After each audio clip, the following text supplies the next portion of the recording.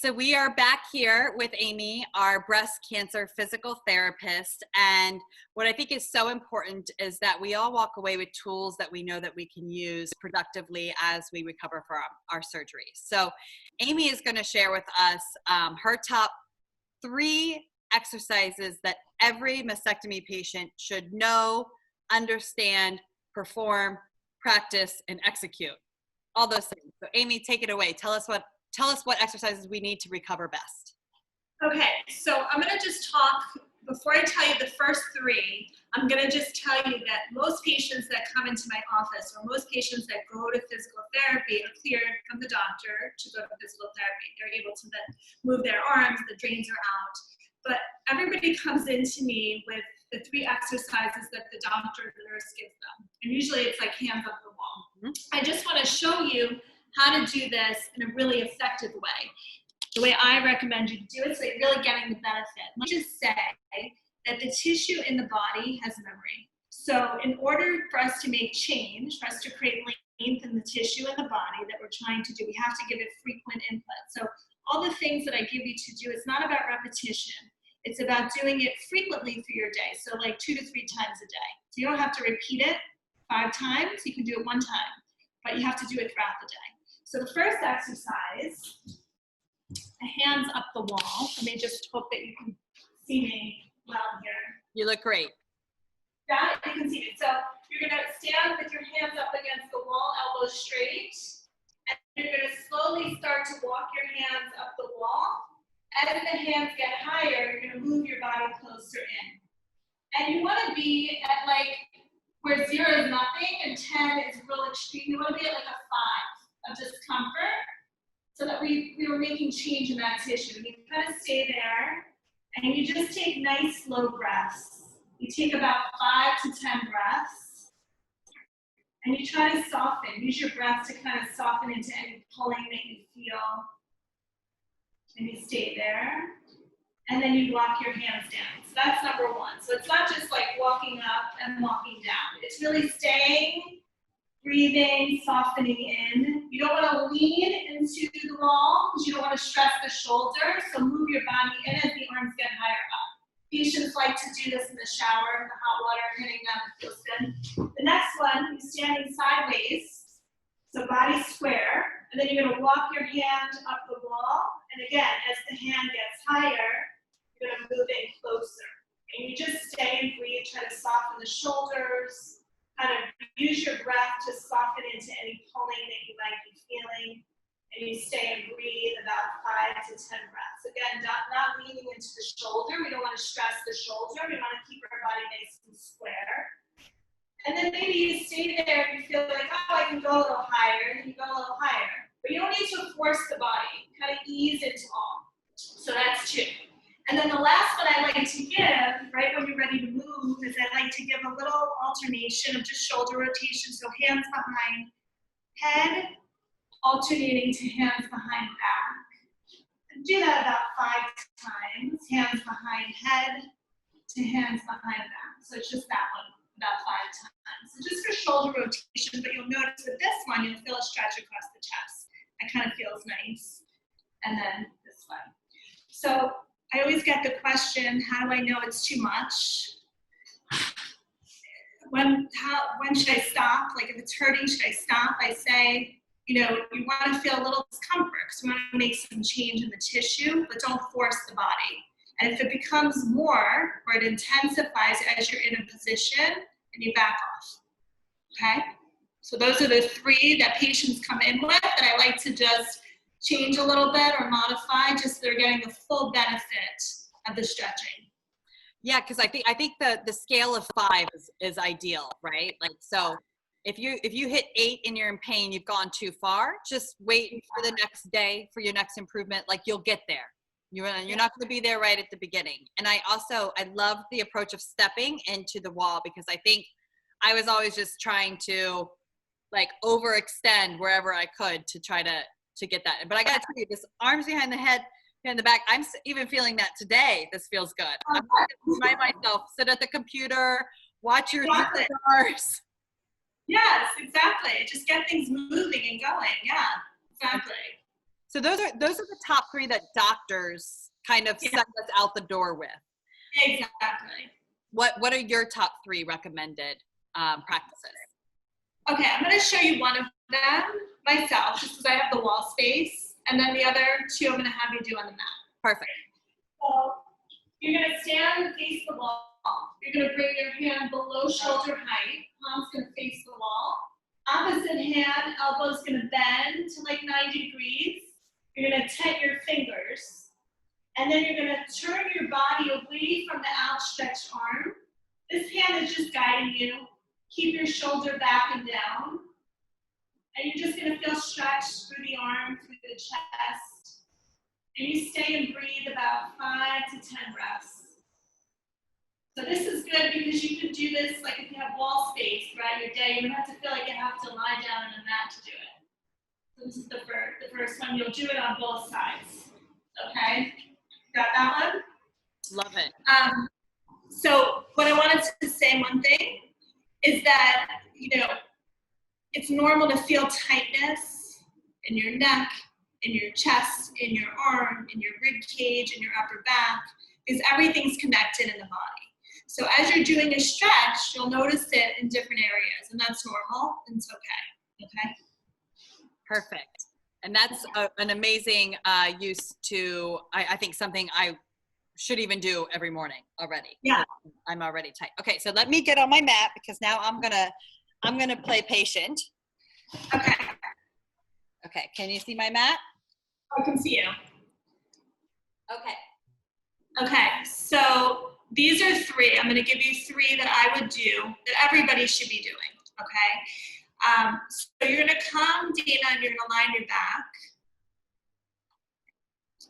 And your knees are bent, and your feet are flat. And the first thing I want you to do is just bring your arms down by your side and spin your fingertips up toward the ceiling.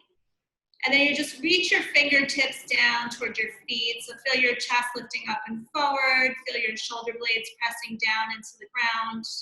Feel your chin lift up. So feel lean through the back of your neck, lean through the crown of your head. Yeah. And so I like people to just connect in this position first, just to kind of, as we spoke about before, just tuning into your body, just noticing what you're feeling. And then this stretch is going to be, you're going to slide your arms out into a T position. Palms are up, soften your shoulders away from your ears. And first, just breathe space or create length from your right hand through your right arm, across the chest to the left arm and to the left hand. So just creating space across your chest. Keep softening your shoulders, keep pressing your shoulder blades down. And then you'll slowly drop your knees over to the left side, and you'll turn your head to the right side. And you'll breathe here. So this is stretch 1. So in this stretch, if you need to give again, we want to ease in, but we want to feel like a level 5 of discomfort. If you want to if you're not getting enough here, you can modify by bringing your knees up higher towards your left armpit if you need a little bit more. You can experiment with pressing your right shoulder blade down into the ground to give you a little bit of a different line of pulse. So just kind of stay. Take, again, 5 to 10 slow breaths, just kind of easing in.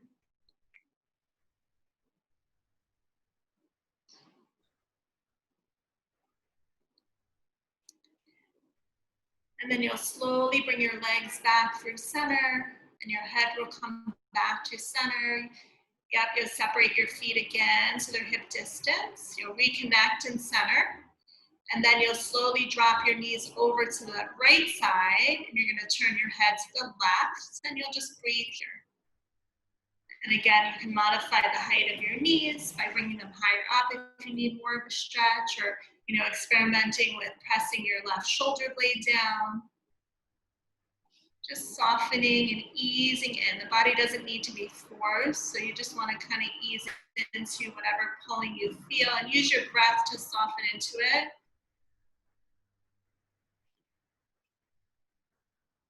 And it's normal as you stay in a stretch longer to sometimes notice that you feel it somewhere else, because we're dealing with fascia or connective tissue in the body, so it's all connected. So like I said, very normal. if you start to feel any kind of numbness or tingling in the hands as you're in the stretch, you could just lower the arms down a little bit below shoulder height if you needed to do that. Good. And then you'll come back through center. And then head comes to center. Good. And then you'll bring your arms down by your sides.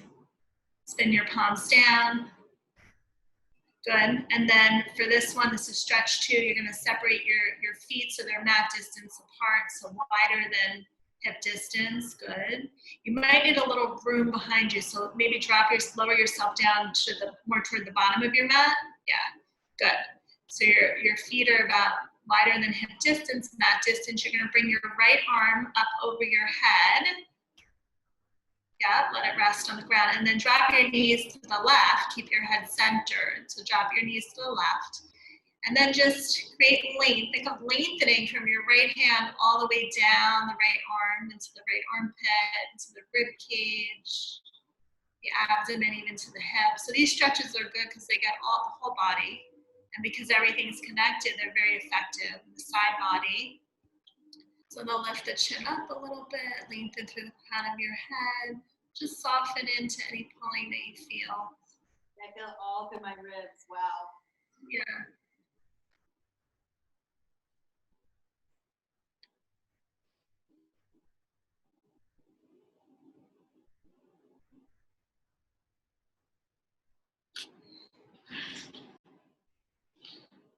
Good, and then you'll bring legs back through center.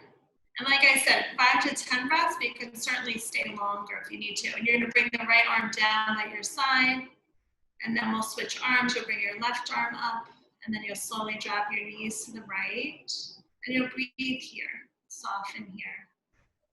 And whenever we're dealing with two sides of the body, it's always going to feel different on one side versus the other, depending on the surgery, depending on our hand dominance. There's a lot of things that, are different, and we're never symmetrical. So don't be afraid about that if it feels different on one side.